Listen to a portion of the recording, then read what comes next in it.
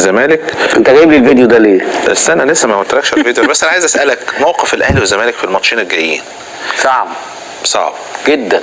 خلي بالك النادي الاهلي وجهازه الفني وخلى اللعيبه تفكر في ماتش صن داونز والهلال.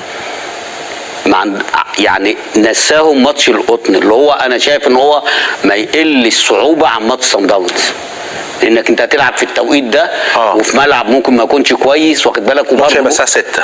ايه؟ ماتش 6 ولو هي هو الجو هتنزل درجتين 3 بس انا بقول لك على المجمل يعني. اللعيبه بتفكر ان صن داونز ما يسيبش للهلال ويكسب الهلال، انما انت عندك مصيبه سوداء، انت لازم تكسب الاول عشان تبقى رجليك ان انت يبقى لسه بصيص من الامل عندك.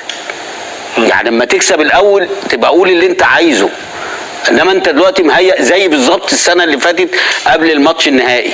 لا ازاي هلعب النهائي هناك على ملعب الوداد وفي المغرب والحكايه، خلى اللعيبه طلعت بره الجيم. ما ينفعش انت لازم تعيش اللعيبه دلوقتي ان الماتش اللي جاي ده مهم جدا بغض النظر عن نتيجه الهلال وصن داونز. خلي بالك كمان القطن هيقول لك وانا هتغلب من الفرق كلها، لا وعلى ملعبي بقى وعلى ملعبي، وعايز اسيب فده برضه صعوبه الماتش هي للاهلي، وعايز اسيب ذكرى.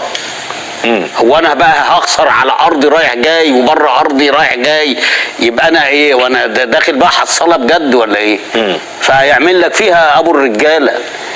فهيبقى ماتش صعب، وانت لو مش نازل مركز ومد للماتش ده اهميه عشان تكسبه مش هتكسبه. وماتش صن داونز ما ياثرش على اللعيبه نفسيا يا كابتن في الماتش. انسى بقى. المفروض ينسوا. انسى. انت دلوقتي عندك، انت عايز افريقيا ولا مش عايز؟ انا بكلمك عايز افريقيا ولا مش عايز؟ طبعا. المدرب يقول لهم انسى اللي فات، نكسب الماتش ده عشان نحط الفرقتين تحت ضغط.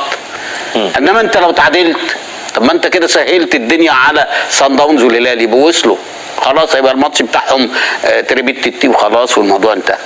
انما لو انت كسبت هتولع الماتش. وبعد كده بقى تسيبها، هل ان هم سابوا ولا ما سابوش؟ واخد بالك؟ انما ما تفرطش انت اللي ما تفرطش. لو انت ما فرطتش ماتش يوم السبت ده هيبقى ضرب نار اللي هو بتاع الهلال وصن داونز. طبعا ما انت كسبت ومستني اي حد يقع. ما انت لسه عندك امل تكسب الهلال وتكسب القطن، خلاص بقيت 10 بونص وتستنى بقى القدر. طب ده موقف الاهلي. موقف الزمالك برضه لازم يكسب. لان في بعض يقول لك ان النادي الزمالك يعني بالنسبه له الامور ممكن تتسهل لو بس كسب الماتش الجاي. يا حبيبي بص، الماتش بتاع الترجي ده خادع، ومفروض ان انت تروح لو انت عايز تكسب يبقى تلعب على المكسب ده. بص ما فيهوش حاجه بقى، يعني احنا كنا بنقول ايه لكولر، تروح تقفل دفاعاتك عشان لو جيت ببونت انت لسه عندك ماتشين 5 وتكسب الماتشين تبقى 11، تستنى بقى مين يخش معاك، يا تخش اول يا ضمنت ان انت تخش تاني. صحيح. واخد بالك؟ انما انت دلوقتي نادي الزمالك عنده كام بونت؟ 4.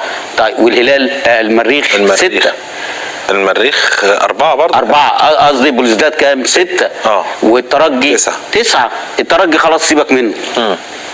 انا دلوقتي 6 وانا 4. لما انا هكسب ابقى كام؟ 7.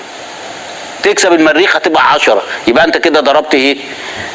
بلوزداد خلاص. هو مكسبك بلوزداد يعني، بس يبقى انت هتلعب على ايه؟ احنا قلنا الاهلي يلعب على التعادل عشان عنده فرصه، لا انت لازم تكسب الماتشين، لانك لو تعادلت انت الاهلي يكسب يا كابتن ماتشين. يا حبيبي انا بكلمك قبل ماتش صن داونز. قبل ماتش صن داونز لما بقول لك روح واعمل زون ديفنس واطلع تعادل واخد بالك؟ ففي الحاله دي الغريبه يا كابتن، والحقيقه لما تيجي كنت تبص لكل واحد من جمهور الاهلي قبل الماتش ده يقول لك خايف، لا ماتش صعب، يعني التوقع كان الهزيمه. بص انت من ماتش المقاولين، عشان ماتش المقاولين والماتش اللي قبله حاطط ايدك، لا ده بالذات المقاولين الشوط الثاني كله وان سايد جيم، فانت لازم تحط ايدك على قلبك. هو ده الاهلي اللي هيروح يلاعب صن داونز، نفس اللعيبه ونفس التكتيك ونفس الاداء ونفس الفكر بتاع الراجل. طب لعيبه الاهلي كان عندها روح في الماتش ده كابتن؟ سيبك من الروح، انت برضه الروح يا كابتن بتقول الدوافع هنا برضه للزمالك. حبيب قلبي كلمني على كله.